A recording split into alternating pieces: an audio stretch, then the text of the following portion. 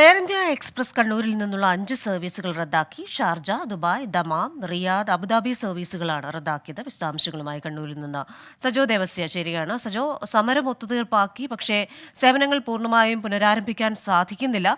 പലരും ജോലിയിൽ തിരികെ പ്രവേശിക്കാനുള്ളവരുണ്ട്, ചികിത്സാ ആവശ്യത്തിനടക്കം പോകുന്നവരുണ്ട്.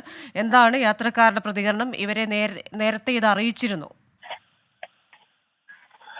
ക്രിസ്റ്റീന, ജീവനക്കാർ സമരം പിൻവലിച്ചെങ്കിൽ കൂടിയും പൂർണ്ണതോതിൽ സേവനങ്ങൾ പുനരാരംഭിക്കുക എന്നത് പ്രായോഗികമാവില്ല എന്നതാണ് എയർ ഇന്ത്യ എക്സ്പ്രസ് വ്യക്തമാക്കുന്നത്. അതായത് മുഴുവൻ ഇത് നേരത്തെ തന്നെ ഈ ക്രമീകരണങ്ങൾ ഒരുക്കുന്നതിൽ ജീവനക്കാരുടെ അസാന്നിധ്യങ്ങളുടെ പണിമുടക്ക് വെല്ലുവിളിയായിരുന്നു. ആ സാഹചര്യത്തിലാണ് ആകെ ഇന്ന് 10 സർവീസുകളാണുള്ളത്. അതിൽ 6 സർവീസുകളും മുടങ്ങും എന്ന നില തന്നെയാണുള്ളത്. ജീവനക്കാരൊക്കെയും പൂർണ്ണമായും തിരികെ എത്തുകയും ജോലിയിൽ പ്രവേശിക്കുകയും ഒക്കെ ചെയ്യുന്നു. അതിന് മുന്നോടിയായി തന്നെ ക്രമീകരണങ്ങൾ ഒരുക്കേണ്ടതാണ്.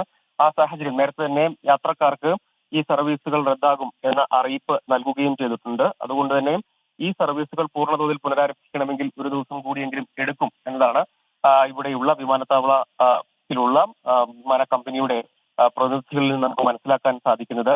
നേരത്തെ 8 സർവീസുകൾ റദ്ദാകും എന്നതായിരുന്നു അറിയിപ്പ്. പക്ഷേ ഇത് എല്ലാവർക്കും ഇത് സംബന്ധിച്ച് വ്യക്തമായ അറിയിപ്പ് നൽകിയിട്ടുണ്ടോ എന്നത് സംബന്ധിച്ച് ഇപ്പോഴും അവ്യക്തതയുണ്ട്. പക്ഷേ പൂർണ്ണ തോതിൽ പുനരാരംഭിക്കുക എന്നത് ജീവനക്കാരെല്ലാവരും പൂർണ്ണമായും ജോലിയിൽ കയറുകയും സർവീസുകൾ പൂർണ്ണ തോതിലാകണമെങ്കിൽ ഏതായാലും നാളെയും മറ്റന്നാളും കൂടി എടുക്കും എന്നാണ് നമുക്കിപ്പോൾ മനസ്സിലാക്കാൻ കഴിയുന്നത്. ആ ഒരു സാഹചര്യത്തിലാണ് പെട്ടെന്ന് ഇപ്പോൾ റദ്ദാക്കിയ സർവീസുകളല്ല. കഴിഞ്ഞ ദിവസം തന്നെ ഈ സർവീസുകൾ നടക്കില്ല എന്ന നില വന്നിരുന്നു. കാരണം മുൻകൂട്ടിയുള്ള ക്രമീകരണങ്ങൾ ഒരുക്കാൻ കഴിയാതെ പോയതാണ്. അതുകൊണ്ടാണ് സാധ്യമാകാതെ വന്നത് എന്നതാണ് കമ്പനി പ്രതിനിധികളിൽ നിന്നും നമ്മൾ ഈ ഘട്ടത്തിൽ മനസ്സിലാക്കുന്നത്. പക്ഷേ യാത്രക്കാരെ സംബന്ധിച്ചിടത്തോളം ഇന്നുകൂടിയും സർവീസ് മുടങ്ങും.